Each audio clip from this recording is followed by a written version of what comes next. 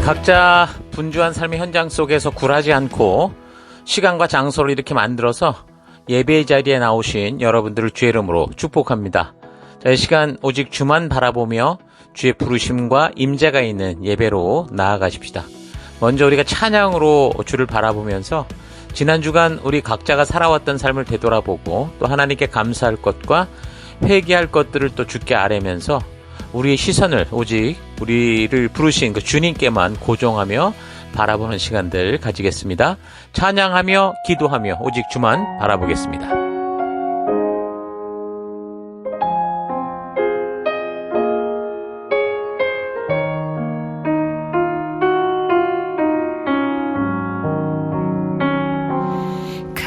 감사해요.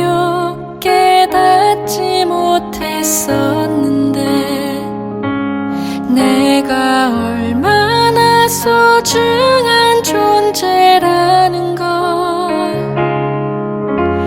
태초부터 지금까지 하나님의 사랑은 항상 날 향하고 있었다는 걸 고마워요. 그 사랑을 가르쳐준 당신께 주께서 허락하신 당신께 그리스도의 사랑으로 더욱 섬기며 이제 나도 세상에 전하리라. 당신은 사랑받기 위해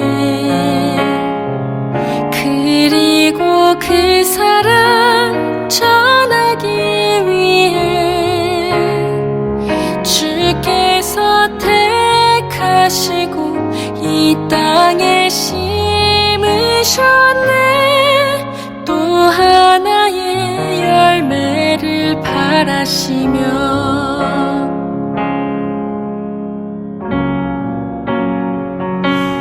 감사해요. 깨닫지 못했었는데 내가 얼마나 소중한 존재라는 걸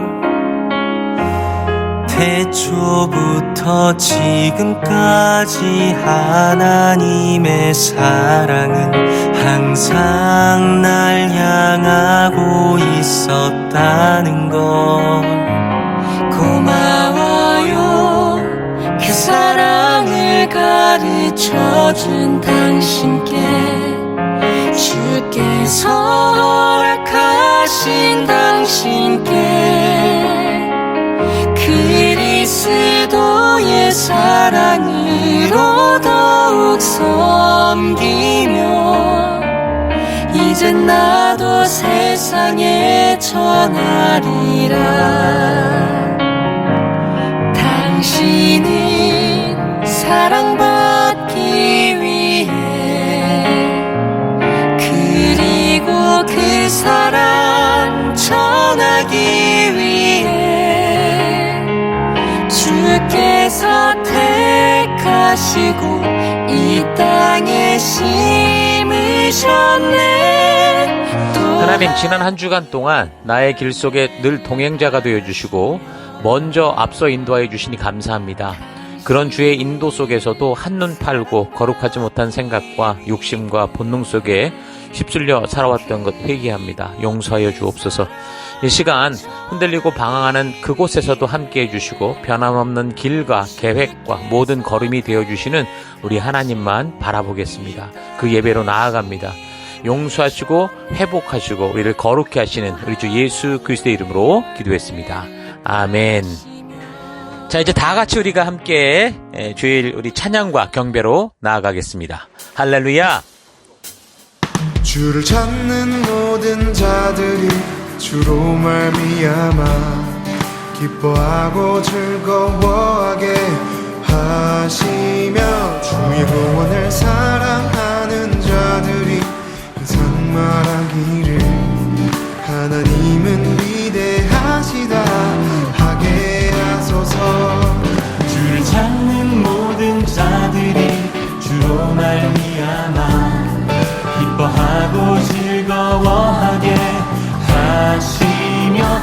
주의 구원을 사랑하는 자들이 항상 말하기를 하나님은 위대하시다 하게 하소서. 주는 나의 도움 나를 건지시느니 여호와여 지체 말고 내게 임하소서. 가난하고 궁핍한 내 마음 가운데 여호와여 속히 임하소서.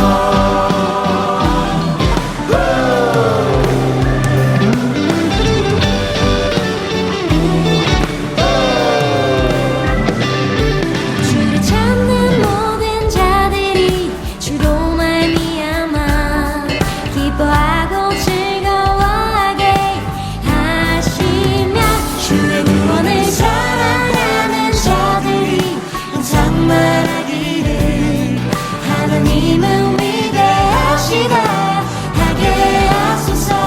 주는 나의 도움 나를 건지시느니 여호와여 지체 말고 내게 임하소서. 가난하고 궁핍한 내 마음 가운데 여호와여 속히 임하소서. 주는 나의 도움 나를 건지시느니 여호와여 지체 말고 내게 임하소서. 가난하고 궁핍한 내 마음 가운데 여호와여 속히 임하소서. 하나님 마음 가운데 임하여 주시고 우리 마음 만져주신 주님만을 찬양합니다. 아멘.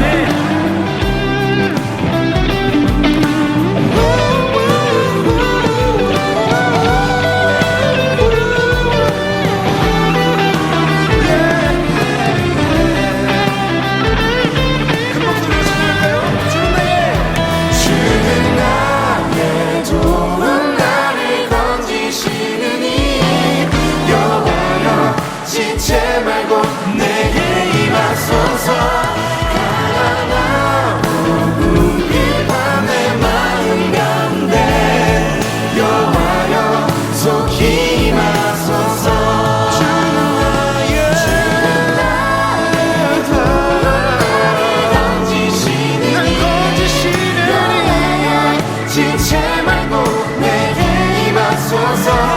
가난하고 궁핍한 내 마음 가운데 여호와여 속히 임하소서.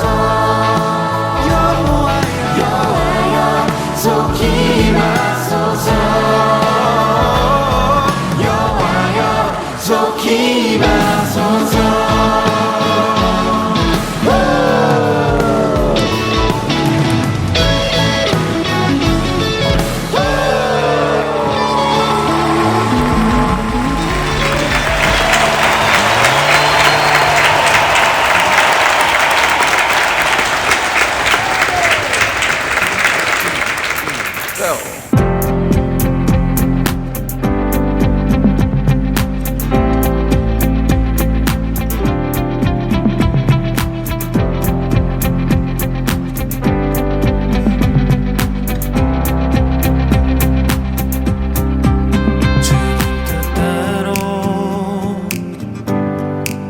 살기로 했네.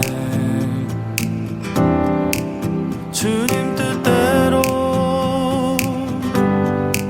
살기로 했네. 주님 뜻대로 살기로 했네. 뒤돌아서지 않겠네. 이 세상 사람 날 몰라줘도 이 세상 사람 날 몰라줘도 이 세상 사람 날 몰라줘도 뒤돌아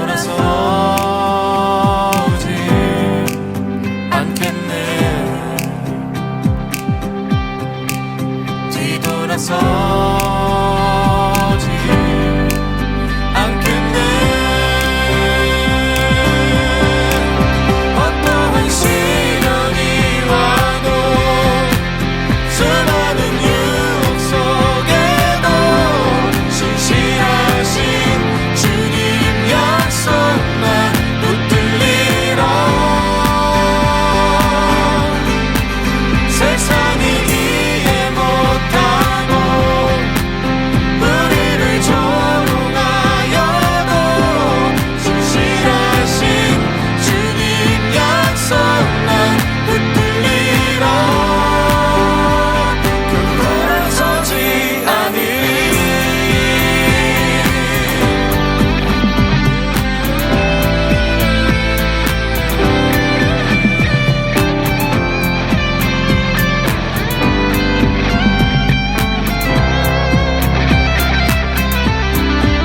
세상 등지고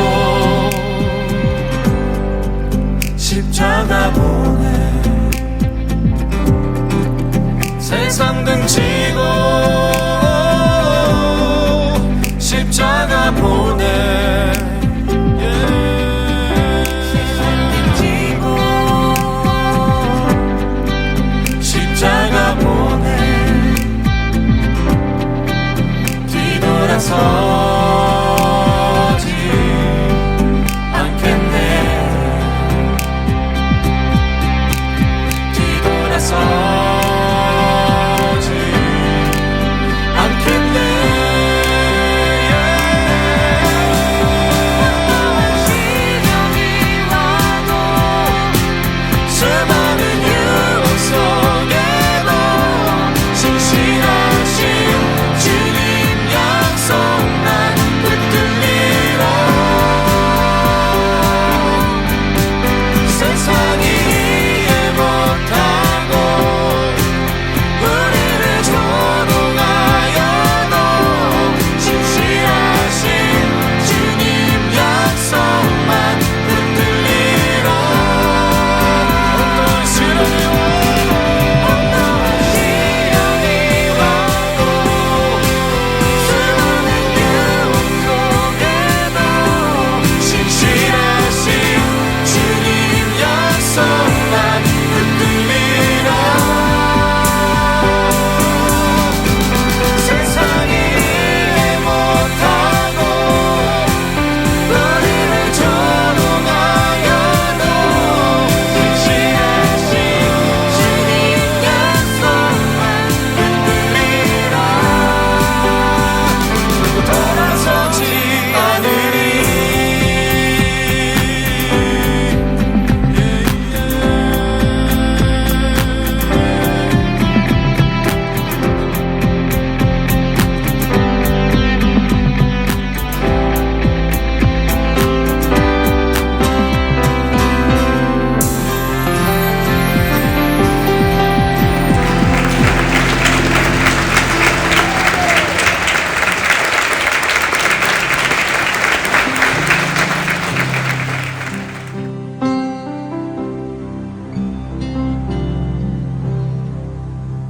Let the weak say I am strong. Let the poor say I am rich. Let the blind say I can see. It's what the Lord has done in me.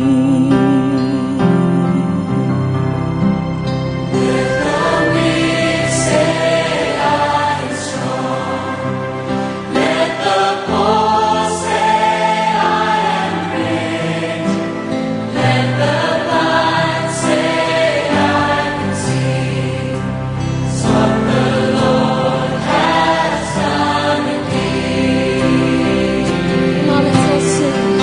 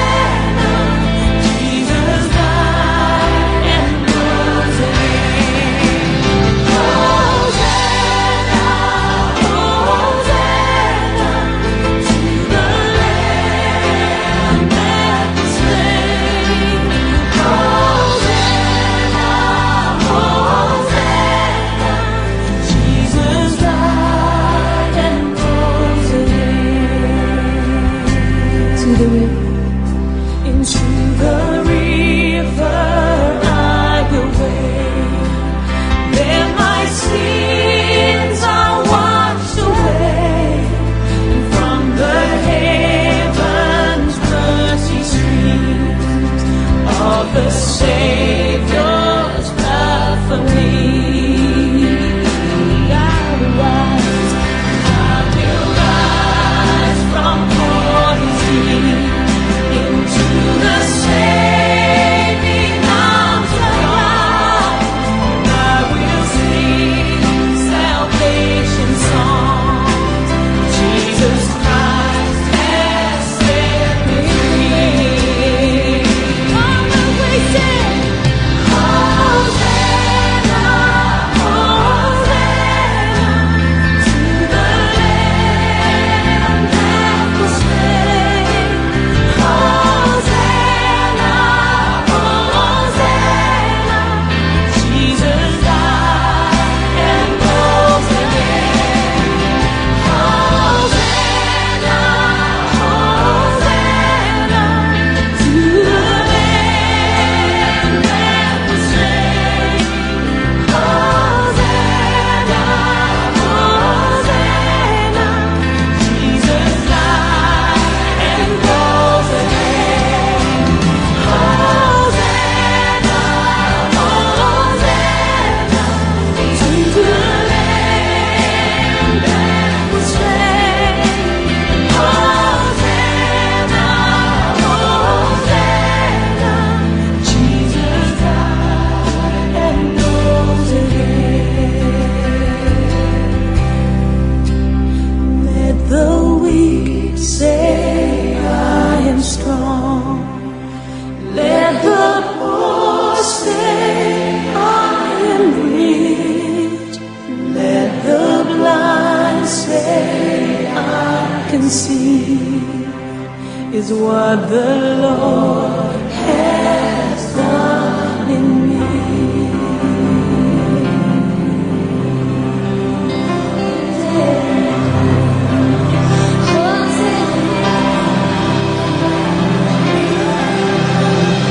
Sing Hosanna to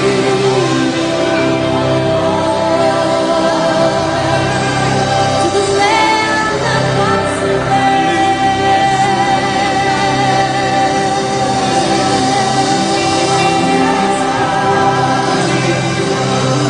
Unto the Lamb forever and ever and ever.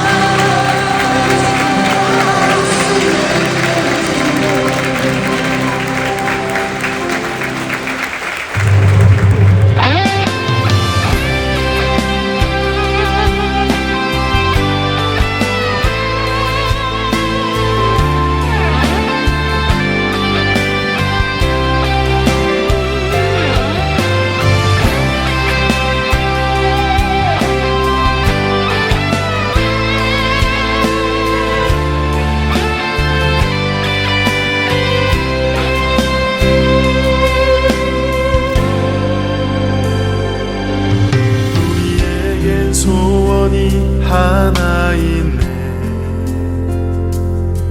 주님 다시 오실 그날까지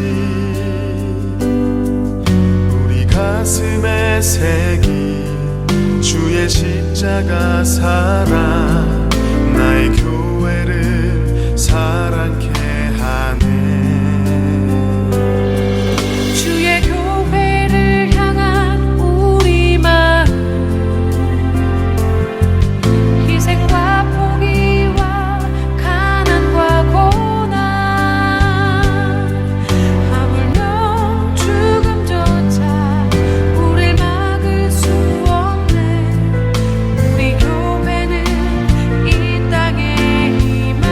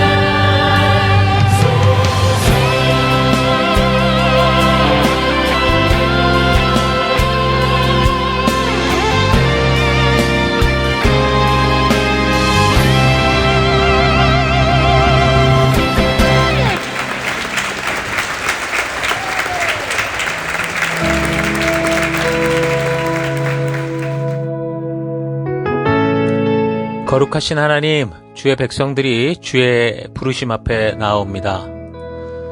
지치고 상한 영혼들, 외롭고 곤고한 하루하루를 보내는 이들, 육신의 질병과 마음의 고통으로 지친 영혼들, 하나님 간절한 소망이 있는 영혼들을 위로하여 주시고 치료하여 주시고 거룩한 생명의 길로 인도하여 주옵소서. 각자의 예배 처소에서 주의 얼굴을 구하며 우리 주의 임재하심이 있는 예배로 서 있습니다. 우리의 예배를 받아주옵소서.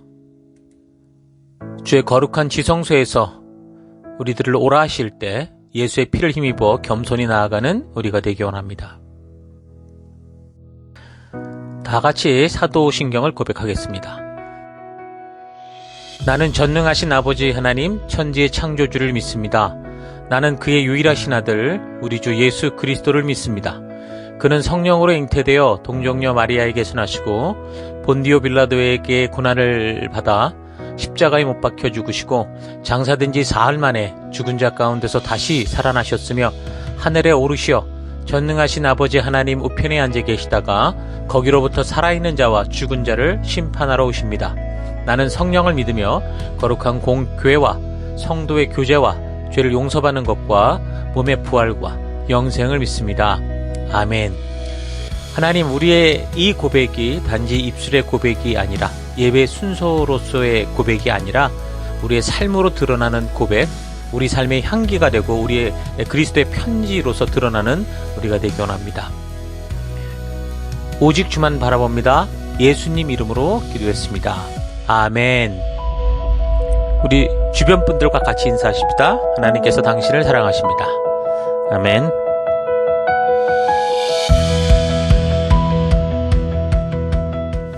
예, 우리 2월 15일, 2월 셋째 주 또 하나님 말씀 함께 살펴가도록 하겠습니다.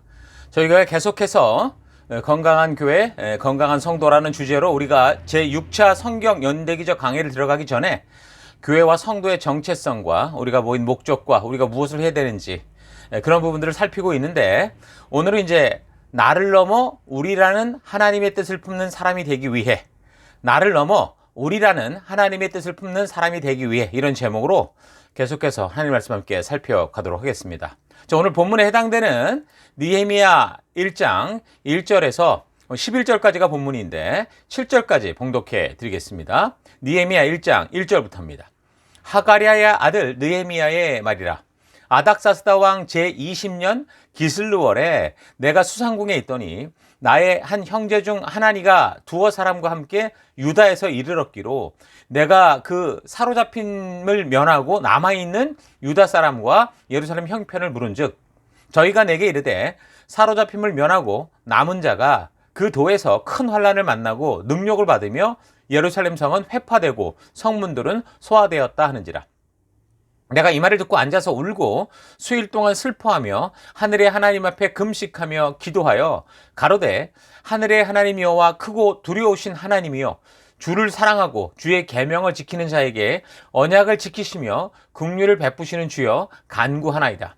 이제 종이 주의 종 이스라엘 자손을 위하여 주야로 기도하오며 이스라엘 자손의 주 앞에 범죄함을 자복하오니 주는 귀를 기울이시며 눈을 여시사 종의 기도를 들으시옵소서. 나와 나의 아비집이 범죄하여 주를 향하여 심히 악을 행하여 주의 종 모세에게 주께서 명한 계명과 율례와 규례를 지키지 아니하였나이다.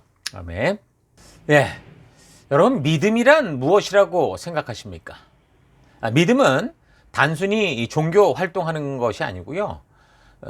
세상의 사람들에 의해서 복잡하게 전개되는 그 역사의 소용돌이, 우리의 삶의 현장 속에서도 그 하나님의 살아계심을 인정하고 그분이 정하신 그 끝을, 약속을 바라보며 오늘을 의미 있게 살아내는 겁니다. 그러니까 세상 역사가 제 아무리 요동을 쳐도 결국 그 물줄기는 하나님이 뜻하신 곳으로 흘러가고 있다는 걸 믿는 거죠. 이게 진짜 믿음입니다. 그래서 우리는 이 다니엘서에서 그 신상의 그 꿈을 해석하는 것을 통해서 이런 사실을 확인할 수 있었죠. 다니엘이 풀어낸 신상의 비밀에 나타난 그 계속되는 제국들의 그 교체, 바벨론에서 페르시아로, 거기서 헬라로, 또 로마로 흘러가는 이 역사를 하나님께서 분명하게 먼저 알려주셨듯이 이 역사의 물줄기는 결국 하나님이 뜻하신 곳으로 흘러가게 된다는 겁니다. 세상의 역사는 마치 사람들이 결정하는 대로 막 여기저기로 흘러가는 것 같지만 우리가 성경의 역사들을 통해 분명히 알게 되는 건 뭐냐? 그런 역사들이 전부 결국 하나님이 뜻하시는 곳에 흘러가게 돼 있고 그 약속 앞에서 마무리되더라라는 이게 분명한 거죠. 자, 그래서 이런 믿음의 눈이 열린 사람, 이 역사의 흐름이 결국에는 하나님의 말씀대로 간다는 걸 알고 믿는 사람들은 현재 우리 앞에서 벌어지고 있는 이 형편, 우리의 사회와 우리의 상황 속에서 일희일비하지 않고요. 하나님이 약속하신 그 끝을 보고 가는 거기 때문에 그 하나님이 주신 말씀 따라 주어진 오늘을 의미 있게 살아낼 수 있는 겁니다. 자, 그런데 많은 사람들이 보면 그렇게 하나님의 도우심으로 자신의 꿈을 이루고 뭐 남들만큼 살면서도 왜 늘 지치고 허무해 할까요? 그 세계를 주름잡던 그 열강들이 그 주어진 평화를 끝내 지키지 못하고 왜 다 역사 속으로 그렇게 흔적 없이 사라져 갔을까요? 여러분, 그것은 그들의 꿈이 오직 자기 자신만을 위한 일, 그러니까 이기적인 욕심에만 머물러 있었기 때문입니다. 그러니까 자신의 꿈이 오직 자기 자신에게만 머물러 있을 때 하나님이 제국과 제왕의 힘을 주실 때 그것을 자기 자신만을 위해 사용하고 욕망의 그 함정에 빠져버릴 때 그 성공 이후에도 결국 지치고 허무한 상태로 빠지게 된다라는 거죠. 그러니까 세계를 섬길 만한 그 위치에서 세계를 섬기는 게 아니라 세계를 혼란으로 몰아가며 결국 그 자신이 몰락에 빠지게 된다라는 겁니다. 오늘 우리 주변에 이런 돌아가는 현상들을 볼 때 이 시대의 어떤 가장 강한 국가라고 하는 이런 나라들 속에서 요즘 그런 모습들을 정말 우리가 많이 보게 되는데 그런 식의 삶의 결과는 결국 몰락이라는 거죠. 그러니까 자기 만족을 위한 이 삶, 자기만을 위한 삶은 여러분 밑빠진 독과 같습니다. 그러니까 나를 채우려는 그 욕망은요, 죽기 전에는 결코 채워지지 않아요. 이거를 담을 수 없습니다. 밑빠진 독, 무적행과 같다라는 거죠. 자, 그러나 오늘 본문의 느헤미야를 보십시오. 그는 바벨론 포로로 잡혀간 지 약 140년, 150년 그 정도 후에, 그러니까 한 이민으로 따지면 한 이민 왔을 때 5세대 정도 후에 태어난 인물입니다. 이 사람은 그 페르시아 제국의 수도였던 수상궁에서 왕의 술관원이었습니다. 오늘날로 말하면 대통령 경호실장이거나 최측근 비서실장 정도가 되는 거죠. 그는 포로민족 출신이라고 하는 그 핸디캡을 딛고 이민사회에서 최고의 자리에 올라간 그런 케이스인 겁니다.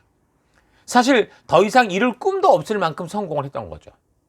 하지만 그는 자신의 이 성공을 나를 위한 어떤 안락함, 나의 그 어떤 그 이 평강, 나의 어떤 그 이 편안함을 위해 쓴 것이 아니라 우리, 즉 하나님의 공동체를 위한 도구로 사용하기 시작합니다.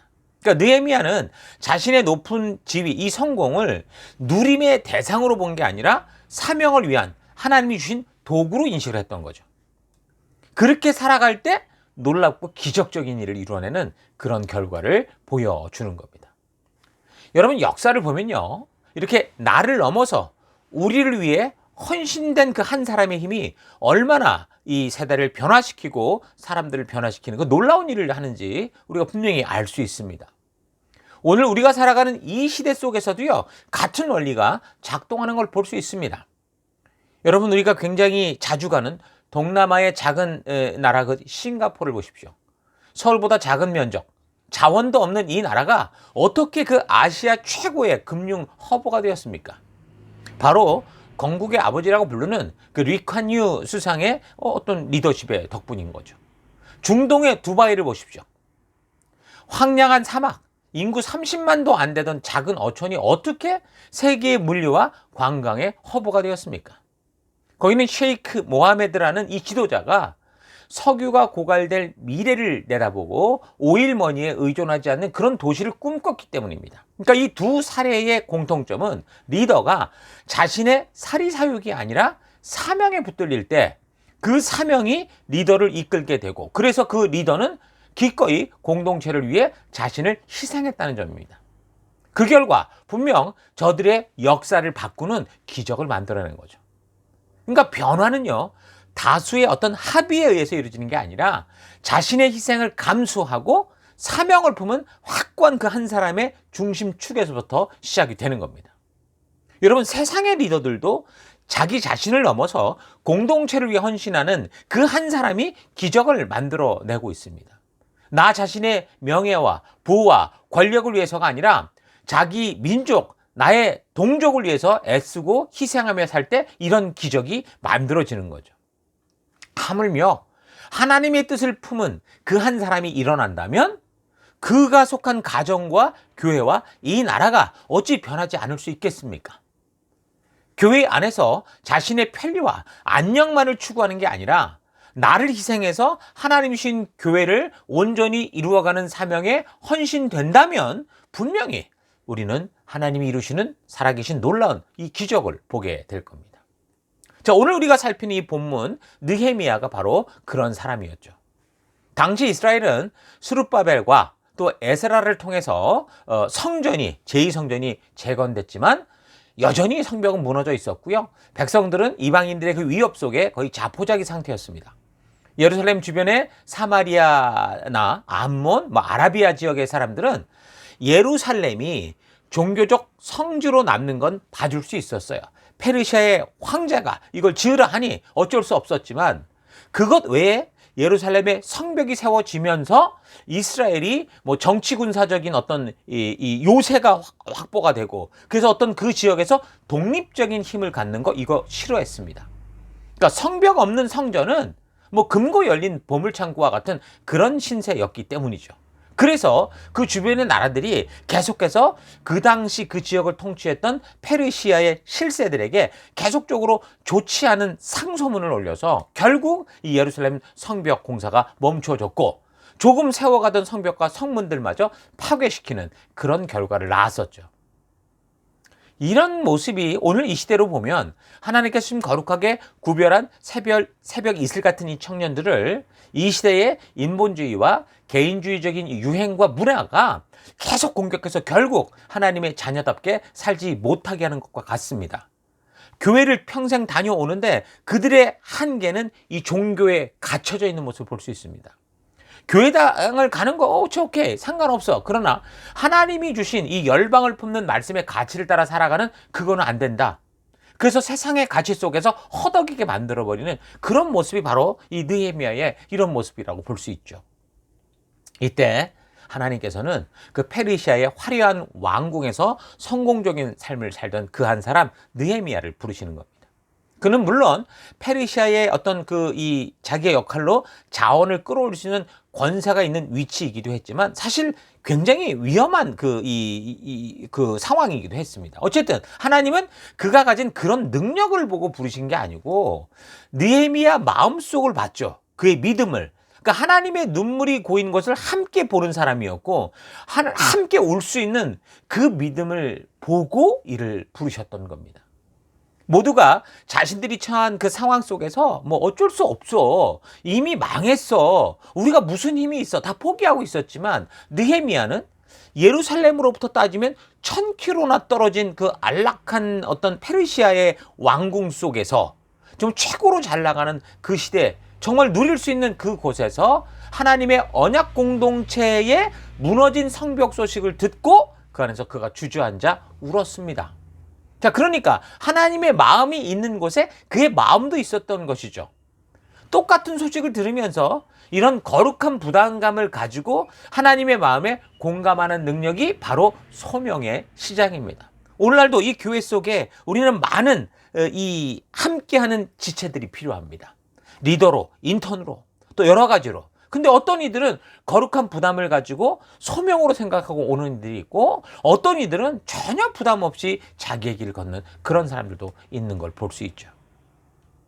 여러분, 특히 우리가 셀 사명을 감당해 갈 때 마치 지금 이 느헤미야와 예루살렘의 이 거리가 지금 1000km라고 했었는데 아무리 긴 1000km의 거리도 느헤미야가 정말 마음을 품고 주의 뜻을 따르고자 할 때는 그 거리가 문제가 되지 않았죠.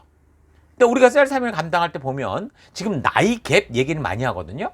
뭐 세대 차이가 난다, 뭐 말이 안 통한다 이래가지고 하나님의 뜻을 전하고 나누기는 우리는 안 된다 이런 식으로 생각을 많이 하는데, 여러분 이거는요 세대 차이 문제가 아니에요.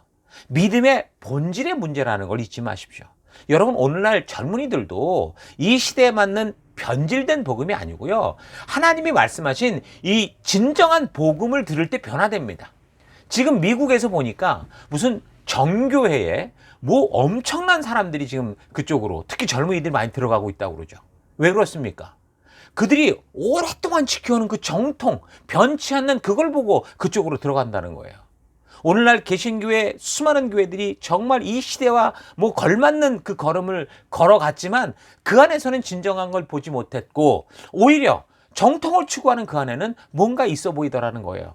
그러니까 오늘 젊은이들이라고 해도 그렇게 시대에 맞춰서 변질된 복음, 변질된 교회를 좋아하는 게 아니라 그들이 진정으로 바라는, 그들이 영원히 추구하는 바는 하나님의 말씀, 하나님의 진정한 뜻이 선포되는 그것이라는 거죠. 저들에게 맛있게 보이게 요리한 이 복음과 이 교회는 저들의 영혼과 마음에서 결국은 거부감이 일어나게 하고요. 우리가 지금 볼 때는 너무 교회가 딱딱하고 먹히지 않을 것 같은, 복음의 진실대로 살아가는, 가공되지 않은 복음 그 자체로 살아가는 이런 게 안 먹힐 것 같은데, 오히려 그런 교회가, 그런 복음이 우리 젊은이들의 영혼을 흔들고 저들을 우리 주님의 부르심 앞에 서게 하고 있다는 거 잊지 마십시오. 느헤미야가 1000km의 거리의 조국의 소식을 들으며 통곡하고 회개하면서 하나님의 얼굴을 구했던 것처럼, 하나님의 마음으로 들어갔던 것처럼, 우리가 하나님께서 우리에게 맡기신 이 복음을, 이 말씀을 우리에게 주는, 비록 세대가 다르다고 해도 그들에게 그대로 전하고 외칠 때 나이의 차이, 세대의 차이는 결코 장애가 되는 게 아니라 진정한 복음의 통로가 된다는 거 꼭 기억할 수 있기를 바랍니다. 자, 그렇다면 느헤미야처럼 나를 넘어서 우리라는 하나님의 뜻을 품기 위해 우리는 그럼 어떤 준비를 해야 될까요? 첫 번째는 내 안위를 넘어서는 분명한 역사의식을 가져야 됩니다. 어느 날 느헤미야는 동생 하나니로부터 조국 예루살렘의 소식을 들었습니다. 느헤미야 1장 3절. 유다와 예루살렘이 환란을 당하고 성벽은 무너졌고 성문은 불탔습니다. 사실 느헤미야는 그 예루살렘으로부터 1000km나 떨어진 그 시대 패권국의 중심, 페르시아의 그 중심부에 아주 거기서 고위 공직자였죠. 그는 이민 5세대였기 때문에 현재 유다 예루살렘에서 벌어지는 일과는 아무 관련도 없는 그런 사람이었습니다. 그래서 느헤미야는 비록 자신의 뿌리가 되는 조국이지만 그들의 불행이 결코 자신과 아무런 상관도 없고, 그래서 전혀 나의 불행이라고 생각하지 않을 수 있었습니다. 그냥 모른 척하고 신경도 안 쓰고 편안히 내가 지금 누리는 이 성공의 길에서 그렇게 살아도 누가 뭐라고 할 사람이 아무도 없었어요. 근데 4절 보십시오.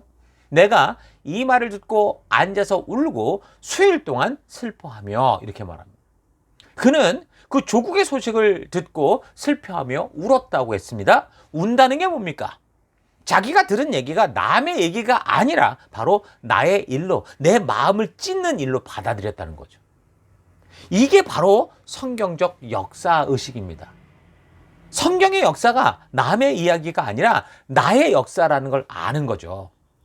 비록 몸은 페르시아의 그 세상 속에 살고 있었지만 자신의 뿌리는 하나님 나라에 있음을 알았던 겁니다. 그래서 조국의 고통이 남들의 아픔이 아니고 남의 얘기가 아니라 나의 공동체, 우리의 공동체의 아픔, 나의 아픔으로 느낀 거죠. 여러분, 뉴스를 보면서 비판은 하지만 그 아픔 때문에 울어본 적이 있습니까? 이 시대의 교회가 욕을 먹고 청년들이 희망을 잃어가는 거, 이게 남의 일입니까? 여러분, 역사의식은요, 지식이 아니고 공감입니다. 이 시대의 문제를 하나님이 맡기신 내 문제로 끌어안는 거, 그게 바로 성경적 역사의식이고 그게 역사적 분별력입니다. 오늘날 우리는 현실의 부정부패를 비판하기는 좋아하지만 그 아픔을 책임지려고 하지는 않죠. 비판은 누구나 할 수 있지만 진짜 그 아픔 속에 들어가서 그 아픔을 끌어안고 우는 거는 사명자만 할 수 있는 겁니다. 그 사랑의 반대말은 미움이 아니라 뭐라고 그래요? 무관심이라고 그러잖아요. 그러니까 느헤미야는 수산궁의 화려함 속에서도 무너진 예루살렘을 볼 수 있었고요. 내가 경험하지 않은 고통이라도 하나님의 교회가 아파하면 같이 아파하는 이 거룩한 공감 능력이 있었던 거고, 그런 마음이 있을 때 하나님이 그와 동행하시더라는 겁니다. 자, 둘째는 현실을 뚫고 하나님의 뜻을 보는 비전을 품어야 된다는 겁니다. 느헤미야는요, 슬퍼만 하지 않았습니다. 그는 하나님이 이 백성을 향해 원래 가지고 계셨던 이 오리지널 플랜, 그 청사진, 하나님의 꿈을 그가 분명히 알았습니다. 10절을 보십시오. 이들은 주께서 일찍 큰 권능과 강한 손으로 구속하신 주의 종이요 주의 백성입니다라고 말하죠. 지금 현실이 어떤 상황입니까? 망한 백성이고 조롱받는 패배 국가였습니다. 그러나 느헤미야의 눈에 비친 비전은 뭐였습니까? 이들이 하나님이 구속하신 위대한 백성, 패배자가 아니라 이방의 빛이 될 제사장 나라로 봤던 거죠. 그러니까 느헤미야에게는 하나님의 말씀 속에서 그 말씀이 기초가 된 역사의식이 있었던 겁니다. 역사의식이란 현재 벌어지는 사건을 하나님의 관점으로, 하나님의 마음으로, 하나님의 그 뜻으로 해석해내는 능력입니다. 여러분, 비전이 뭡니까? 비전이라는 것은 현실을 무시하는 게 아니고요. 현실 너머에 있는 하나님의 뜻, 하나님이 이루시고자 했던 그 하나님의 마음을 보는 게 비전입니다. 우리는 세상에서 하나님의 이름이 조롱받을 때 얼마나 사실 애통하고 있습니까? 내가 하나님의 자녀답게 살지 못하는 곳에 여러분 정말 얼마나 가슴을 치고 있습니까? 대부분 그러지 못하죠. 느헤미야는 근데 울기만 한 게 아니고요. 옛적에 우리 하나님께서 모세에게 하신 말씀을 기억해냅니다. 하나님의 약속으로 들어가요. 그래서 그는 예루살렘의 멸망을 정치적 실패나 군사적 패배로 보지 않았습니다. 하나님 말씀에 불순종한 결과라고 하는 분명한 영적 원인을 진단했죠. 그러니까 세상 사람들은 뭐 경제가 어려워서 정치가 무능해서라고 말할 때 성경적인 성도, 성경의 역사로 준비된 성도는 그 이면의 영적인 원인을 보죠. 죄와 우상 숭배와 그로 말미암는 하나님의 섭리를 꿰뚫어 볼 수 있는 겁니다. 그러니까 하나님의 뜻이 이 땅에서 이루어지기를 바라는 간절한 이 안타까움이 없으면 우리는 결코 이 땅 가운데 번뇌를 받은 그곳에서 선한 영향력을 미칠 수 없는 겁니다. 그들과 동화될 수밖에 없는 거죠. 지금 여러분이 겪고 있는 현실 속의 취업난이나 경쟁이나 이 불안 등을 여러분 그래서 세상의 눈으로만 평가하지 마십시오. 하나님이 이 시대를 통해서 우리에게 지금 뭘 말씀하시는지, 이런 시련을 통해서 우리에게 말씀하시는 게 뭔지 여러분 성경을 펴고 그 말씀을 통해 분별해야 됩니다. 여러분, 역사는요 우연히 흘러가는 게 아니라 하나님이 알게 하셨고 가라 하신 말씀대로 이루어져 가는 과정입니다. 그 과정 속에서 하나님이 알게 하신 길이 아닌 다른 곳으로 가는 모든 것들은 어떤 제국이든 어떤 위대한 사람이든 다 없어져 갑니다. 그러나 오직 이 하나님의 약속을 잊지 않고 따라 나아가서 순종의 길에 걸어가는 사람들만이 바로 하나님이 성취해 가시는 그 역사를 보는 주인공, 그 역사를 만들어내는 주인공이 되는 거죠.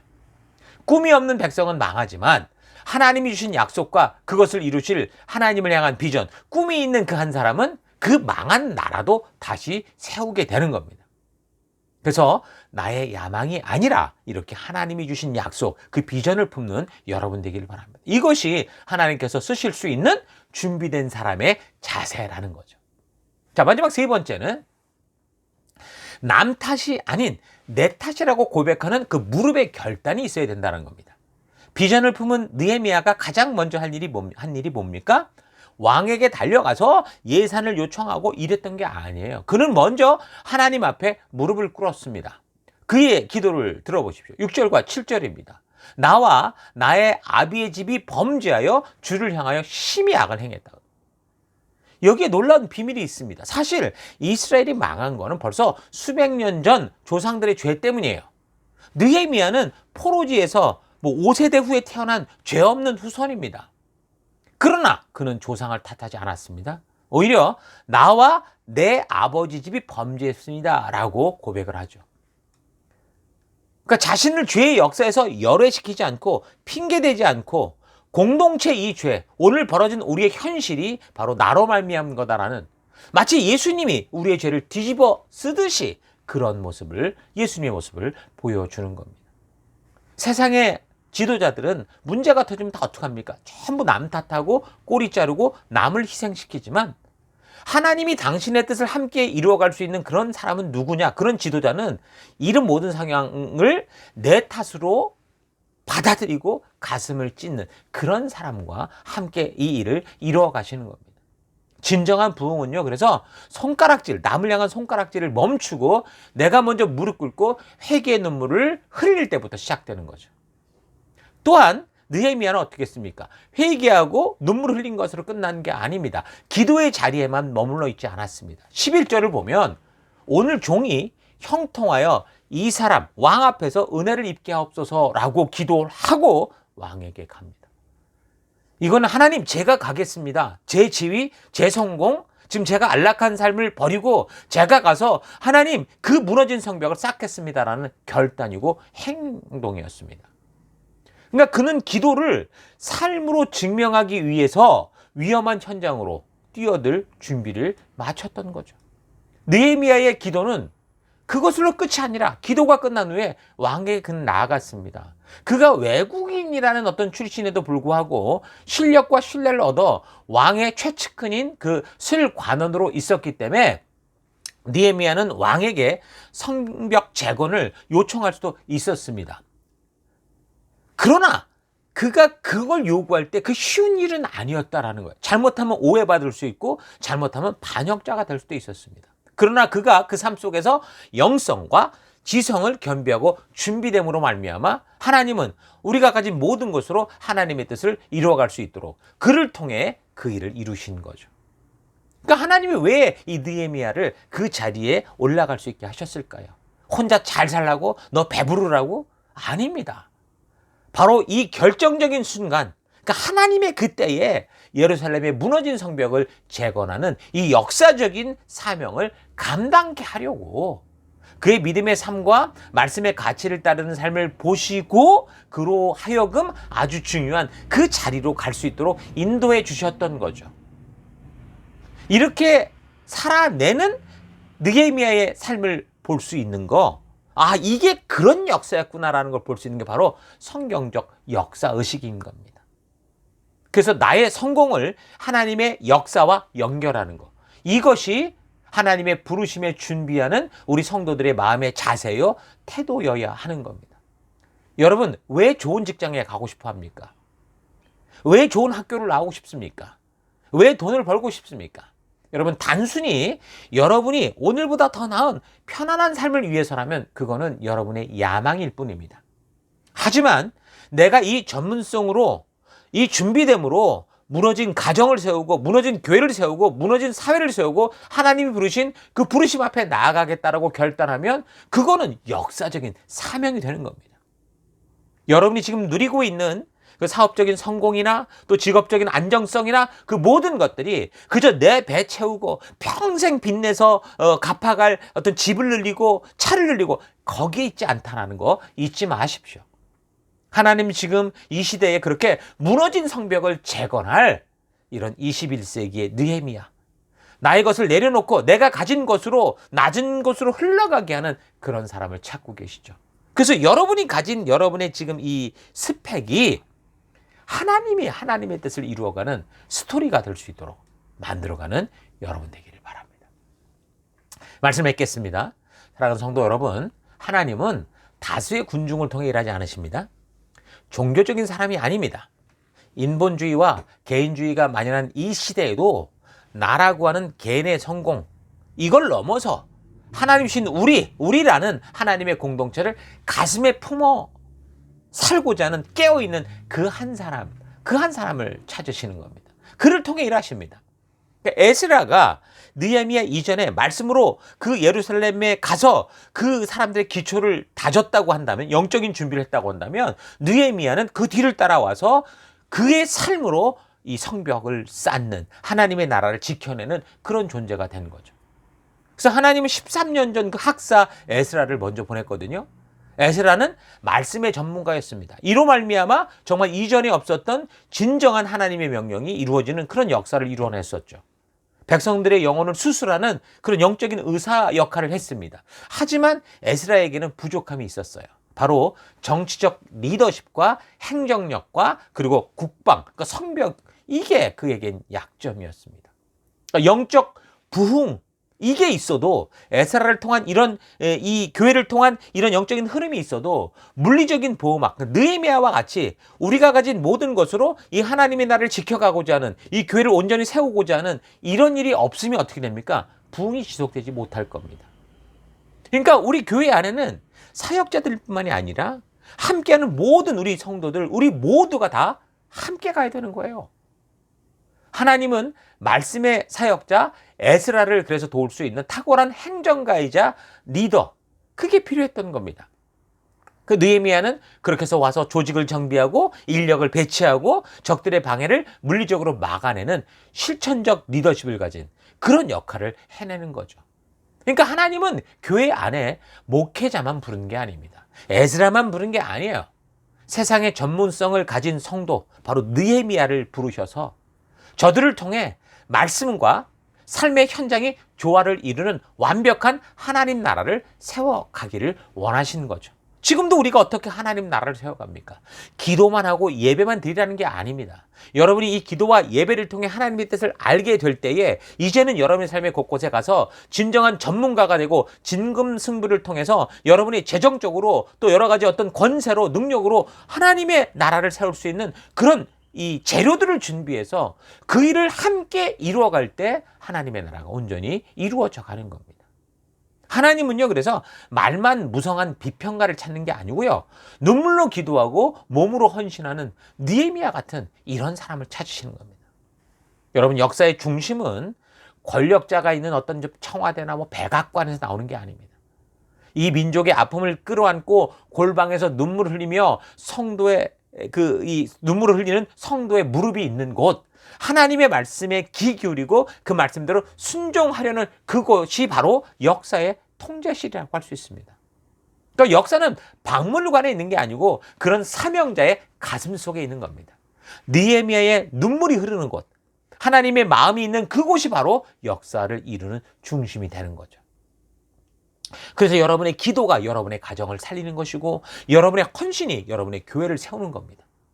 나 혼자 잘 먹고 잘 사는 바벨론의 성공에 그래서 머물지 마시고 우리가 함께 교회로, 가정으로 모였을 때 함께 울고 함께 세우는 예루살렘, 하나님의 나라를 세우는 이 사명을 붙드는 여러분 되길 바랍니다. 다시 성벽을 세우는 우리가 되십시다. 세상은 성공해서 남주냐라고 묻지만 성경적 역사의식을 가진 성도는 분명히 말할 수 있습니다. 그렇지, 성공해서 남주는 게 나의 사명이라고 답할 수 있는 겁니다. 여러분의 성공을 하나님 나라의 재건축 자재로 내놓을 수 있기를 바랍니다. 느헤미야는 페르시아라는 제국의 공무원이었지만 그는 실질적으로는 영적인 국적은 어디였습니까? 바로 예루살렘이었습니다. 오늘 우리가 그러는 거예요. 이 세상 속에 살아가지만 우리의 국적은 바로 천국에 그렇게 심겨져 있는 하나님 나라 백성인 거죠. 그래서 여러분은 대한민국, 호주의 회사의 사원이거나 그런 존재일 수 있지만 동시에 하나님 나라에서 파송된 하나님의 백성이다. 이 하나님 나라의 대사관이다라는 거 잊지 마시기 바랍니다.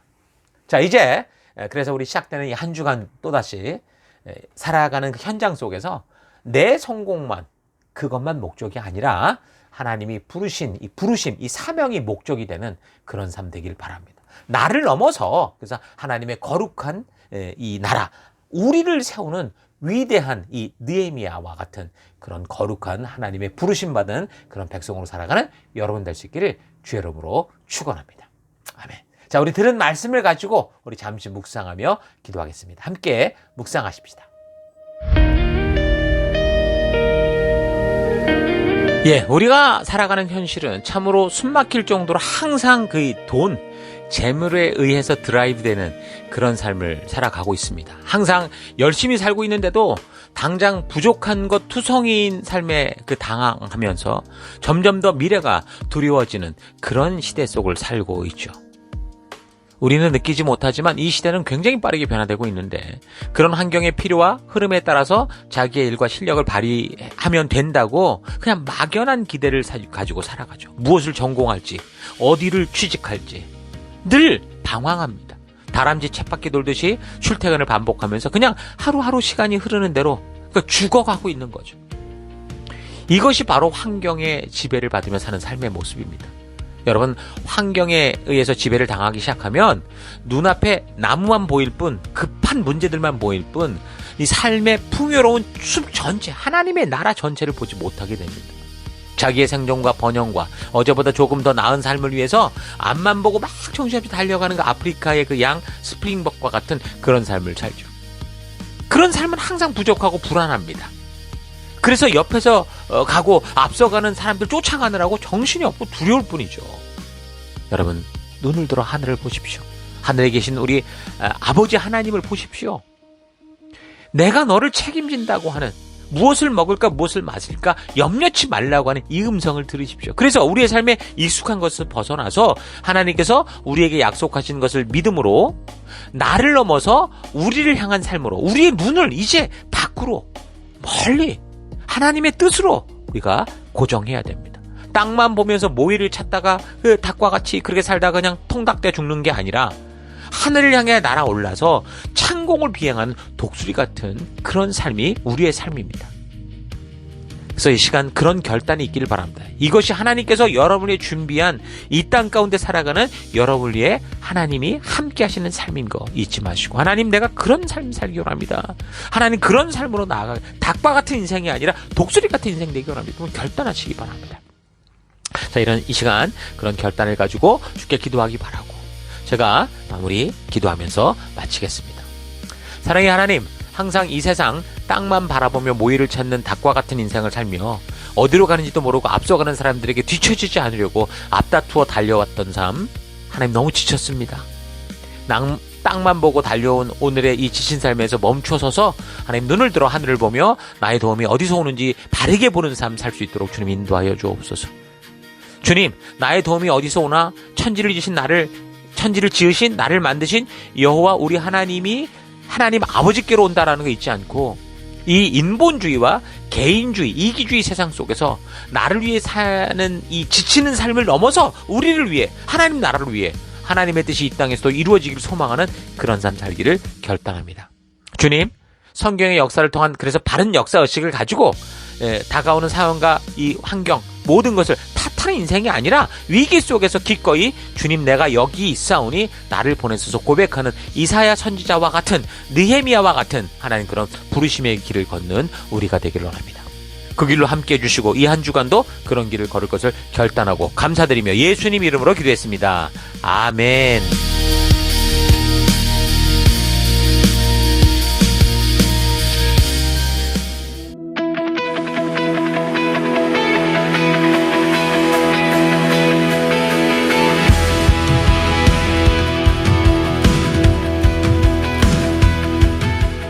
2월 15일 교회 소식을 함께 나누겠습니다. 이번 주는 2026년 셀위크 세 번째 주간입니다.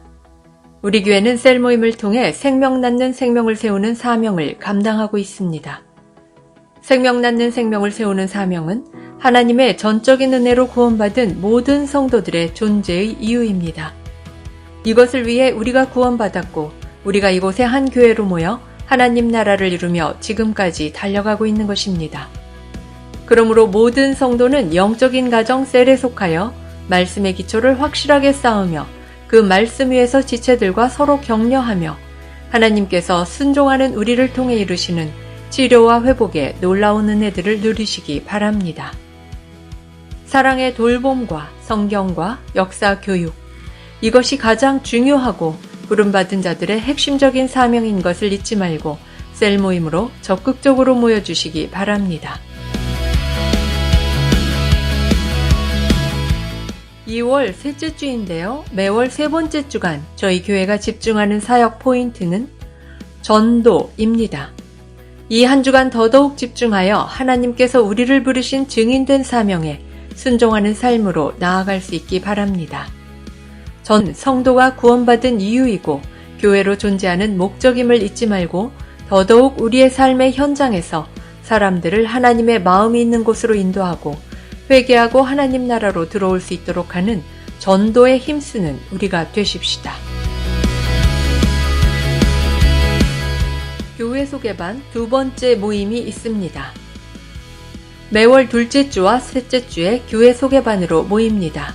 교회를 처음 방문해 주시고 우리 교회와 함께 하시는 분들을 위해 우리 교회가 존재하는 목적과 그것을 이루어가는 방법에 대해 소개하며 여러분이 스스로 건강하게 교회를 선택할 수 있게 가이드하는 모임입니다. 교회를 처음 오시는 분들은 누구라도 함께 오셔서 귀한 하나님의 부르심과 인도하심을 함께 누리는 시간 되기 바랍니다.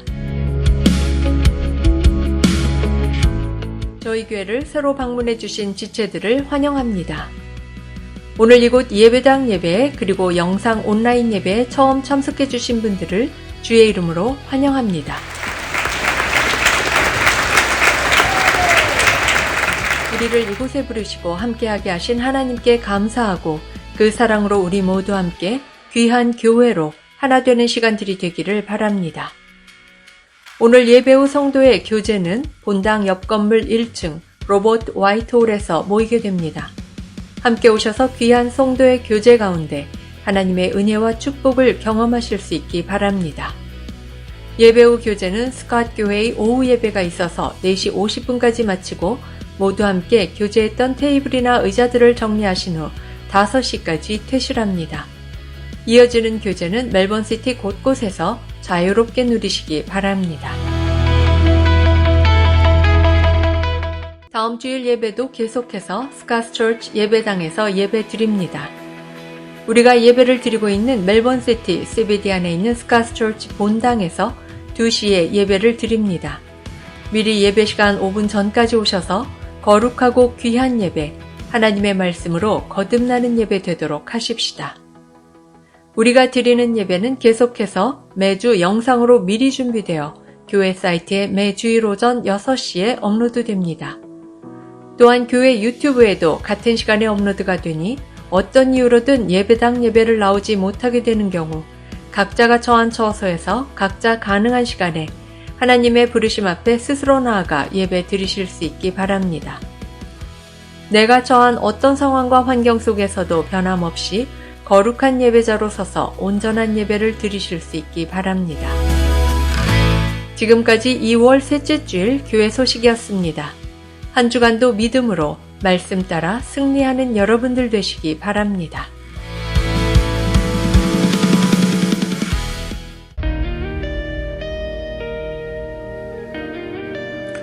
계속해서 우리 함께 우리 교회가 존재하는 목적을 선포하고 축도로 예배를 마치겠습니다. 2026년 사람을 세우는 교회임을 잊지 않고 살아가는 교회 되기. 그 사명을 감당할 때 사랑을 가지고 사명을 이루는 교회 되기. 하나님이 주신 방향을 잃지 않고 열심을 다하는 교회 되기.